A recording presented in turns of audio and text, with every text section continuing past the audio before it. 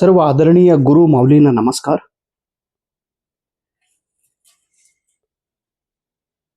पुन्हा एकदा सर्व गुरु माऊलींना भक्तिपूर्वक नमस्कार. आपण सर्वांनी प्राध्यापक होण्यासाठी प्रयत्न करीत आहात. प्राध्यापक होण्यासाठी ही प्राध्यापक पात्रता परीक्षा पास होणं गरजेचे आहे.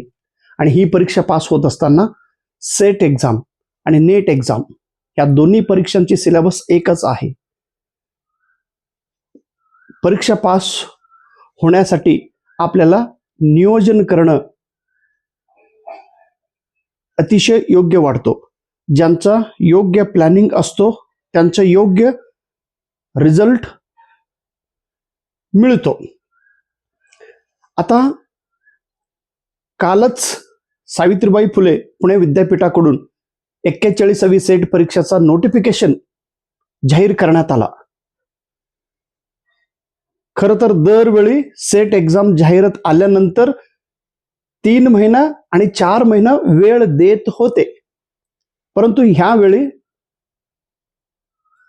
आपल्याला वेळ अतिशय कमी दिलेले आहेत. फक्त 2 महिन्यांचा वेळ आहे. 60 दिवस आपल्या हातात आहे. या 60 दिवसात पेपर 1 आणि पेपर 2 या दोन्ही विषयांचं नियोजन करून अभ्यास करून रिझल्ट मिळवायचा आहे. आतापासून अभ्यास सुरू केलो तरी आपल्याला रिझल्ट मिळतो. खरं तर जानेवारी महिन्यामध्ये जाहिरात येणार होती अशी चर्चा. मग जे विद्यार्थी आधीपासून नियोजनबद्ध अभ्यास करत असतात त्यांचं तर रिझल्ट 100% आलेलंच आहे. आणि ज्यांचा अजून अभ्यास नाही, आत्ता अभ्यास करण्यासाठी निर्णय आपण घेतलेला आहात, तर पेपर 1 आणि पेपर 2 मी तुम्हाला सिंपल वे, एक सरळ साधा मार्ग सांगतो. मला ज्या रस्त्यातून मला रिझल्ट मिळालेले, मी अनेक खडतर प्रवास केलो, त्याच्यामधून जे सोप्यातील सोपं रस्ता जे काही मला माहिती झालेले, जेवढं काय शॉर्टकट्स मला मिळालेले, ते शॉर्टकट्स आणि सोपं मार्ग तुम्हाला मी सांगतो. आपण ह्या सिंपल वे वरती विचार करा आणि फॉलो करा. विश्वास असेल तर फॉलो करा. आपल्याला जी महाराष्ट्र सेट परीक्षा आहे, एक लक्षात घ्या, नेट परीक्षा ही पुढे जाणार आहे. जून मध्ये नेट परीक्षा होणार नाही. नेट परीक्षा जुलैमध्ये होतील. तर जुलै ह्या महिन्यामध्ये महाराष्ट्र सेट परीक्षा आणि UGC NTA नेट परीक्षा दोन्ही परीक्षा लिहून पास व्हायचं आहे आपल्याला. मग हे 2 नियोजन, MS सेट एक्झाम आणि UGC नेट एक्झाम नियोजन करा. 60 दिवसामध्ये दोन्ही रिझल्ट मिळून जातो. आता नियोजन कसं करायचं बघा. पेपर 1 ला किती 100 गुण आहे आणि पेपर 2 ला 200 गुण आहे. पेपर 1 मध्ये एकूण 50 प्रश्न विचारतात, पेपर 2 ला 100 प्रश्न विचारतात. म्हणजे 150 प्रश्न आहेत, 300 गुण आहे. इथं नेगेटिव्ह सिस्टीम नाही. एखादा प्रश्न चुकला तर मार्क कट होत नाही. मग नेमकं इथं तुमच्या मनामध्ये एक पॉझिटिव्ह विचार यायला पाहिजे की 2 महिन्यामध्ये अभ्यास केला तरी रिझल्ट मिळतो का गुरु? यस, 100% रिझल्ट मिळतो. या 60 दिवसात आपण पूर्णपणे लक्ष देऊन या परीक्षेचा अभ्यास केला पाहिजे. पेपर 1 जो आहे त्याचा तर सिलेबस अतिशय कमी कमी कमी कमी कमी आहे. एकदम छोटासा घटक आहे पेपर 1, लिमिटेड एरिया आहे. मग पेपर 1 असो किंवा पेपर 2, पेपर 2 तर हा तुमचा विषय असतो. ओके. पेपर 1 हा नवीन विषय आहे, त्याचा अभ्यासक्रम छोटी असतो. तिथं 50 प्रश्न विचारतात, 100 गुण आहे. आपल्याला पेपर 1 मध्ये 70 मार्क सहजरित्या, बघा, इझिली आपण 70 मार्क्स घेऊ शकतो आणि घेणार. आणि हे 70 मार्क्स देण्यासाठी मी तुमच्या सोबत आहे. पूर्ण 70 मार्क माझ्यावर तुम्ही अवलंबून राहा. मी तुम्हाला उचलून नेतो. पेपर 1चा जबाबदारी मी अगोदर शब्द देत नाही आणि दिलं की त्या शब्द पाळला पाहिजे आणि ते माळतो. यस. आता पेपर 1चा अभ्यास नियोजन कसा करायचं बघा. पेपर 1, पेपर 1 आणि पेपर 2 दोन्ही मिळून आपल्याला 300 पैकी 160च्या पुढे मार्क पाहिजे. 160 ते 180 दरम्यान मार्क मिळाला तर आपण परीक्षा पास होतो. फक्त तुम्ही मार्काकडे बघा. मार्काकडे बघितल्यानंतर तुमचा कॉन्फिडन्स वाढतो. गेल्या वर्षी कट ऑफ कितीला थांबलेले आहे आणि 160 मार्क्स घेणं सोपं म्हणजे काय, किती सोपं आहे. आणि हे कधीच तुम्हाला सोपं वाटणार माहिती आहे का? कट ऑफ पाहिलं 160 ते 180 दरम्यानच तुमचा कट ऑफ असतो. एवढं मध्ये मार्क घेतले तर पास होणार.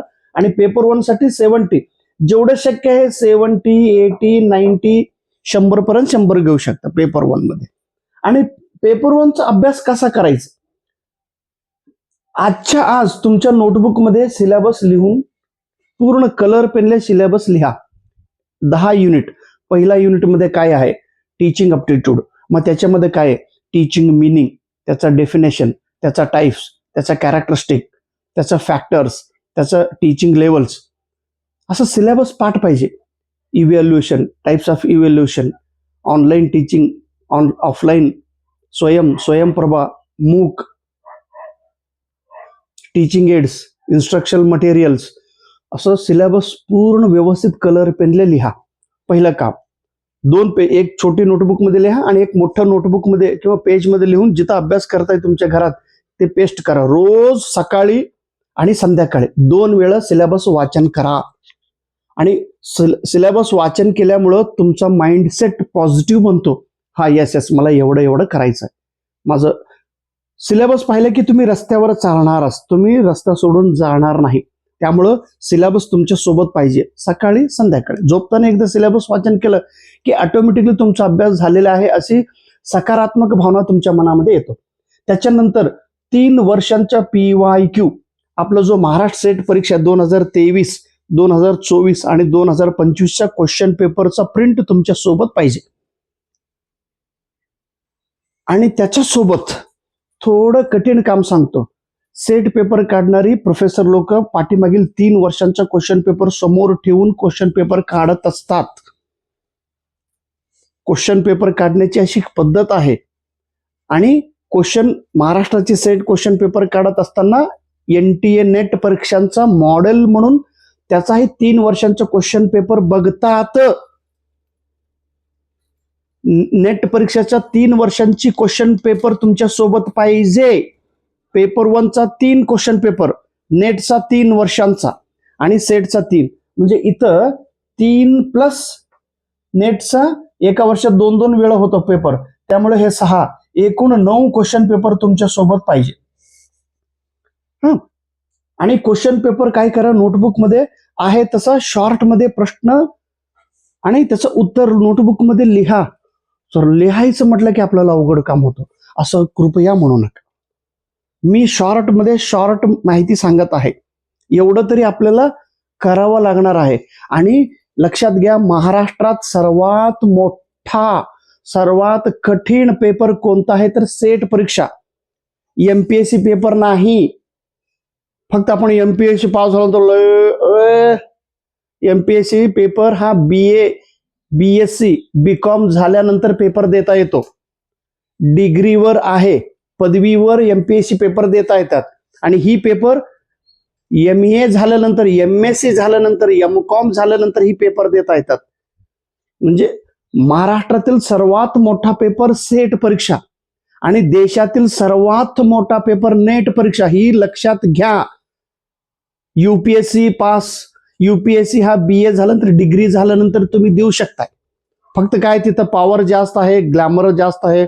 MPSC पास झाला म्हणून त्यांच्याकडे लोकांचे बघण्याचे दृष्टिकोन तो वेगळा. ओके, त्यांना आम्ही रिस्पेक्ट देतोच. परंतु इथं ह्या परीक्षाकडे बघण्याचे दृष्टिकोन तेवढं म्हणजे दमदार नाही मुलांच्या. त्यामुळं इकडं लक्ष द्या, दमदार लक्ष देऊन ह्या पेपरकडे पेपर द्या. आणि फॉर्म भरत असतानाच असं टक्क देशी यस माझ्या नावाने प्रिंट व्हायला पाहिजे, काय सर्टिफिकेट. फॉर्म भरतानाच तुमचा रिझल्ट यायला पाहिजे. हो, पेपर झाल्यानंतर मग रिझल्ट येईपर्यंत रिझल्ट मिळत नसतो. फॉर्म भरत असताना तुमचा रिझल्ट मिळत असतो. एवढी कॉन्फिडन्स, एवढी आत्मविश्वास, एवढी तयारी, एवढी नियोजन, एवढी आत्मविश्वास, एवढी अभ्यास, एवढी सहनशीलता, एवढी प्लॅनिंग तुमच्यामध्ये असायलाच पाहिजे. मी जेव्हा कर्नाटकचे सेटचा फॉर्म दिलो, जेव्हा आंध्राची दिलो, तेव्हा तामिळनाडूची दिलो, तेव्हा जम्मू काश्मीर पर्यंत गेलो, जाण्या अगोदरच मला माहिती होतं मी पास होणारच आहे. अशी आत्मविश्वास ठेवून तुम्ही परीक्षेकडे फॉर्म भरा. काल वैभव सूर्यवंशी दादांनी काय बोललं त्यांच्या इंटरव्ह्यूमध्ये, IPL मध्ये म्हणजे T20 मध्ये 200 रन काढणारा पहिला व्यक्ती मला बनायचं, पहिला खेळाडू मला बनायचं. म्हणजे 200 रन द्विशतक तेही 2020 मध्ये काढायचं, ही माझं स्वप्न आहे, तो असं म्हणाला. आणि काल 16 बॉलमध्ये तो अर्धशतक मारतो. एक छोटासा मुलगा, त्याचं नियोजन आजचं नाही, त्याचा वडिलांचं नियोजन नाही, त्याचा आजोबाचं नियोजन आहे. आजोबाला क्रिकेटर व्हायचं होते, म्हणून आजोबाला झाला नाही, म्हणून त्यांनी त्यांच्या मुलांना तयार केला आणि त्यांचा मुलगा पण झाला नाही. पुन्हा हा त्यांचा मोम्मग म्हणतो, म्हणजे काय म्हणतो त्याला, मला ते मराठीमध्ये कळत आहे. वैभव सूर्यवंशी आजोबा, त्याचा मुलगा, त्यानंतर वैभव सूर्यवंशी, ह्याचा स्वप्न होता क्रिकेटर होण्याचा. मग त्यांनी ते झालं नाही म्हणून त्यांच्या मुलांना तयार केला, त्यांच्या मुलाचं पण झालं नाही, पुन्हा ह्यांना बनवलं. म्हणजे ह्यांचं स्वप्न हा आजचा नाही, नियोजन 3 पिढींचा नियोजन आहे. म्हणून आज भले भले क्रिकेटर, अजून तो इंटरनॅशनल खेळला नाही, आत्ताच त्यांचं नियोजन कसं बघा, आत्ताच त्यांचा वैभव कसा होत आहे क्रिकेटमध्ये. नियोजन करा. हे त्यानंतर लिमिटेड बुक्स, तुमच्या सोबत अभ्यास करण्यासाठी लिमिटेड पुस्तक पाहिजे. मार्केटमधले प्रत्येक गुरुजनांचं पुस्तक म्हणजे घेऊ नका असं मी म्हणत नाही. परत त्यांना येऊन काय कौड सर तुम्ही तुमचंच घ्या म्हणाला का. बघा, तुम्हाला कोणाचं वाटतो एकाचा घ्या. नाही सर मला तुमचं पण द्या, त्यांचं पण द्या, त्यांचं पण द्या, त्यांचं काय घेऊन झोपणार नाही. एक पुस्तक हा लिमिटेड. मी असं का म्हणतो, मग जास्त पुस्तक घेतलं की तुम्हाला अभ्यास जास्त दिसतो. हे अभ्यास करायचा, हे करा, हे लिमिटेड पुस्तक. पेपर 1 साठी एक पुस्तक. तुम्हाला योग्य वाटलं तर माझं मराठी मीडियमचं पुस्तक घ्या, नसेल तर सोडा, दुसऱ्याच घ्या, परंतु एकच घ्या, जास्त घेऊ नका, तोपर्यंत म्हणा लागलो. आणि तुमचा अभ्यास रूम मध्ये जास्त पुस्तक ठेवू नका. एक पुस्तक पेपर 1 साठी. आणि मराठी मीडियम असेल तर एक घ्या, नाही इंग्लिश मीडियम पाहिजे असेल तर माझं 3 पुस्तक आहे. एक छोटी पुस्तक आहे इंग्लिश मीडियम मधलं, 2 क्वेश्चन बँक आहे, व्हॉल्यूम 1 व्हॉल्यूम 2, ही पुस्तक घ्या. आणि त्याच्यानंतर काय करा, नोटबुक घ्या. पेपर 1 साठी 10 नोटबुक, छोटी छोटी नोटबुक तयार करा. आणि त्या नोटबुकमध्ये शॉर्ट नोट्स, जे क्वेश्चन पेपरचं अनालिसिस केलेलं ते नोट्स, आणि सिलेबस जे आहे, सिलेबस प्रमाणे जे काही तुम्ही पुस्तक वाचन केलेलं असतात, फक्त 1 लाइनर मध्ये त्या शब्दांचा अर्थ लिहून जावा. शॉर्ट मध्ये जास्त लिहू नका. आता पेपर 1 मध्ये पहिला एक घटक आहे टीचिंग अप्टिट्यूड. टीचिंग अप्टिट्यूडचा जो 7-8 पानांचं नोट्स 2-3 पेज मध्ये शॉर्ट मध्ये लिहायचं, जास्त लिहित बसू नका. आता मी जे व्हिडिओ आता करणार आहे एकदम शॉर्ट मध्ये टू दी पॉइंट करतो, तेवढं तरी तुम्ही अभ्यास करा, शॉर्ट नोट्स. आणि जे तुम्ही लिहिलेले नोट्स असतात तेवढंच वाचन करा. तेवढंच, जेवढं कमी नोट्स असतो तेवढं जास्त रिव्हिजन होईल, आणि जेवढं जास्त रिव्हिजन होईल तेवढा तुमचा कॉन्फिडन्स वाढतो. नाही सर आता ना लई अवघड प्रश्न विचारायला लागला, लई मला डीप मध्ये जायचं. डीप मध्ये गेलं ना तिकडं जात. 2 महिन्यामध्ये डीप जायचं नाही. लई तरबेज असेल तुम्ही, लई हुशार असेल तर डीप मध्ये जावा. आता 2 महिन्यामध्ये अभ्यास करून डीप कुठं, तिथं टमुक पुढे मारून पास होऊन बाहेर यायचं. हे करताय पेपर 1 साठी 70 मार्क. आता पेपर 1 साठीच एक वेगळा व्हिडिओ तयार करतो मी तुम्हाला. आता पेपर 2 जो आहे, हे 15 दिवसात तुमचं हे अभ्यास व्हायला पाहिजे, टाइम लिमिटेड आहे. आणि पेपर 2 जो आहे, पेपर 2 तुमचा जो विषय आहे, तुमचा मराठी साहित्य असेल, तुमचा जॉग्राफी असेल, फिजिक्स असेल, केमिस्ट्री असेल, हिंदी लिटरेचर असेल, इंग्लिश लिटरेचर असेल, लाईफ सायन्स असेल, मॅनेजमेंट असेल, पॉलिटिकल सायन्स असेल, हिस्ट्री असेल, इकॉनॉमिक्स असेल, जे काही विषय आहे तो सिलेबस आहे. त्याचं डाउनलोड करा आणि तो सिलेबस लिहा वहीमध्ये लिहा. तेही कलर पेनले लिहा. लिहिल्यानंतर पुन्हा पाठीमागील 3 वर्षांचा क्वेश्चन पेपर, तुमचा विषयाचं क्वेश्चन पेपर तुमच्या सोबत पाहिजे. अगोदर सेटचा अनालिसिस करा. सेट जो क्वेश्चन पेपर आहे तुमचा विषयांचा 3 वर्षांचा क्वेश्चन पेपर व्यवस्थित अनालिसिस केलं तर तुम्हाला ट्रेंड कळतो, किती प्रश्न सोपे आहे किंवा तुम्हाला किती प्रश्नाबद्दल माहिती आहे थोडं लक्षात येतं. 100 प्रश्नापैकी जरी तुमचं 10 प्रश्न जर तुम्हाला ओळखीचा असेल तरी तुम्ही परीक्षा पास होत आहे. 10 प्रश्न जरी ओळखीचा पाहिजे, कारण तुमचा विषय आहे. MA झालेलं आहे, तुम्ही MCOM झालेलं आहे, MSc झालेलं आहे, पण 10 प्रश्नांचं तर उत्तर तुम्हाला यायलाच पाहिजे आता 100 प्रश्नांपैकी. मग क्वेश्चन पेपर 23, 24, 25चा पुन्हा तुमच्या वहीमध्ये लिहा. सर लिहिल्यानंतर नेमका काय फायदा होतो? लिहिताना पूर्ण आहे तसा प्रश्न लिहायचा नाही, शॉर्ट मध्ये लिहायचा तो प्रश्न. पूर्ण असं 4 ओळीमध्ये प्रश्न असेल तर त्याच्यातील कीवर्ड, महत्वाचे वर्ड घ्यायचं आणि त्याच्यासमोर त्या प्रश्नांचं उत्तर कलर पेनने लिहायचं. मग शॉर्ट मध्ये जर तुम्ही लिहिला, अहो दादा माऊली 23, 24, 25चा क्वेश्चन पेपर तुम्ही महाराष्ट्राचा अनालिसिस केला तर तुम्हाला खरं सांगतो, खरं म्हणजे काय, 15 प्रश्न 100% म्हणालो, 100%. हे तरी 10 तुम्हाला येणार आहे. हे झालं 15 प्रश्न, किती झालं 25 प्रश्न. आता ऑलरेडी तुमचा अभ्यास झाला सर. आणि नेटचा क्वेश्चन पेपर पुन्हा 3 वर्षांचा जर तुम्ही व्यवस्थित अनालिसिस केला तर इथं कमीत कमी 20 प्रश्न तुमचा होऊन जाईल. 20 प्रश्नांचा अभ्यास, 20 आणि 30 प्रश्नांचा अभ्यास झाला. आणि त्याच्यानंतर लिमिटेड पुस्तक पेपर 2 साठी. समजा तुमचा इंग्लिश लिटरेचर असेल तर मी आहे तुमचा धनया सर. 100% नाही, 1000% माझ्यावर विश्वास ठेवा आणि मी लिहिलेलं जे पुस्तक आहे कृपया घ्या. त्याचा व्हॅल्यू मलाच माहित आहे. एक थेरी पुस्तक आहे, 4 MCQ क्वेश्चन बँक आहे. इंग्लिश लिटरेचर विद्यार्थी तुम्ही असाल तर माझं घ्या, नसाल तुमचा विषय दुसरा असेल, आता जॉग्राफी असेल तर माझ्याकडे काही महत्वाची झेरॉक्स आहेत, एकदम टॉप लेवल क्वेश्चन्स आहेत त्याच्यामध्ये. ते रेफरन्स म्हणून वापर करा. मी काय म्हणतो, आणि फक्त काय अडचण, इतर विषयांची झेरॉक्स ते इंग्लिश मीडियम मधून आहेत. कारण मी जेव्हा वेगवेगळ्या सेंट्रल युनिव्हर्सिटीमध्ये जाऊन तिथलं लायब्ररीमधनं मटेरियल कलेक्ट करून त्याचा अनालिसिस करून त्याचं काहीतरी मी नोट्स काढलं होतं. माझा विषयाच्या संबंधित मी नोट्स काढत असताना, म्हणजे झेरॉक्स काढत असताना विद्यापीठातून तिथलं जो स्टडी मटेरियल घेऊन येत असताना इतर सब्जेक्टचा झेरॉक्स मटेरियल मला विद्यापीठात मिळालं. त्याचं उगाच झेरॉक्स करून आणलं होतं मी. आणि ते एवढं महत्वाचं आहे, माय गॉड, आउटस्टँडिंग क्वेश्चन्स, त्याला एवढं व्हॅल्यू आहे. मी हे एकदम मनापासून म्हणा लागलो. फक्त तुमचा अभ्यास कसा आहे, जे काही झेरॉक्स आहे इंग्लिश मीडियम मध्ये असल्यामुळं तुम्ही गुगल लेन्स वापर करून त्या प्रश्नावर फोटो काढून त्याचं मराठीमध्ये ट्रान्सलेशन करून मग त्याचा 1 किंवा 2 ओळीमध्ये एक्सप्लेनेशन तुमच्या नोटबुक मध्ये लिहायचं आहे. तुम्हाला थोडं हार्डवर्क करा. थोडं म्हणा लागलो मी. पेपर 2 साठी जे काही तुमचा विषय असेल, जे काही माझ्याकडे इम्पॉर्टंट झेरॉक्स आहेत तेवढं तुम्ही व्यवस्थित त्याचा अनालिसिस करा. बस त्या झेरॉक्स मधून तुम्हाला सहज म्हणा लागलो मी, डोळ्या झाकून 10 ते 15 प्रश्न, म्हणजे 10 ते 15 प्रश्न म्हणजे 30 मार्क झाला हो. एका प्रश्नाला 2 गुण आहे. आणि हे ह्याच्यामुळे काय होतं, लिमिटेड मटेरियल हातात असल्यामुळे त्याचं व्यवस्थित, आणि देणारा धानया सर असल्यामुळं माझ्यावर विश्वास असल्यामुळं तुम्ही ते व्यवस्थित वाचन करताय.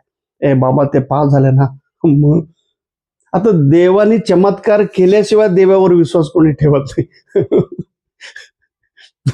तुम्ही माझ्यावर कसा विश्वास ठेवला पाहिजे. अंशू पास झालो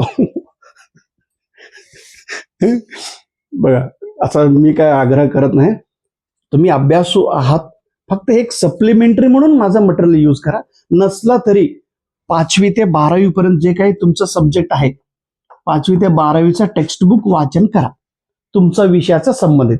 इतिहास असेल तर 5वी ते 12वी, भूगोल असेल 5वी ते 12वी, इकॉनॉमिक्स असेल तर 11वी 12वी, राज्यशास्त्र असेल 11वी-12वी, फिजिक्स असेल 11वी-12वी, केमिस्ट्री असेल 11वी-12वी, मॅनेजमेंट असेल तर 11वी-12वीचा नास.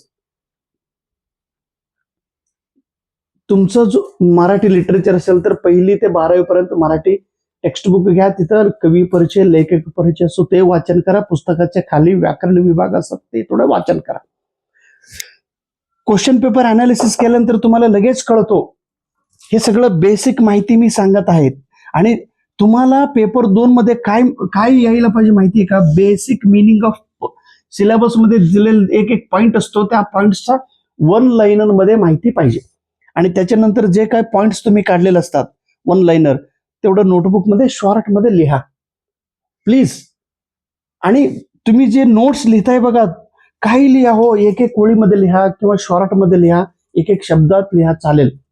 आणि तेच नोट्स तुम्ही वाचन करा, तेच नोट्स तुम्ही रिव्हिजन करा, तेच नोट्स तुमच्या सोबत असू द्या, तेच नोट्स तुम्ही हाताळा. इतर दुसरं कुठलंही स्टँडर्ड बुक, स्टँडर्ड, आता समजा उद्या पेपरला काय पडणार हे तुम्हाला माहिती असलं तर ते असलं वाचन करू नका, फक्त हे रिव्हिजन करा. एवढं कॉन्फिडन्स पाहिजे. आणि तुम्ही काढलेले नोट्स तुम्ही वाचन केल्यामुळं आत्मविश्वास वाढतो. आणि जसं जसं पेपर जवळ येईल तसं फक्त तुम्ही काढलेले नोट्सच वाचन करा आणि त्याच्यावर विश्वास ठेवा.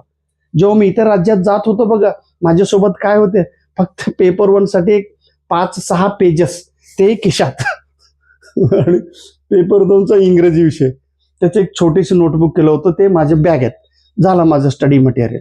आणि जाताना एक डबा घेतलो होतो, तेवढंच 3 पेजेस रिव्हिजन. म्हणजे परीक्षेला जात असताना तुम्ही पुस्तक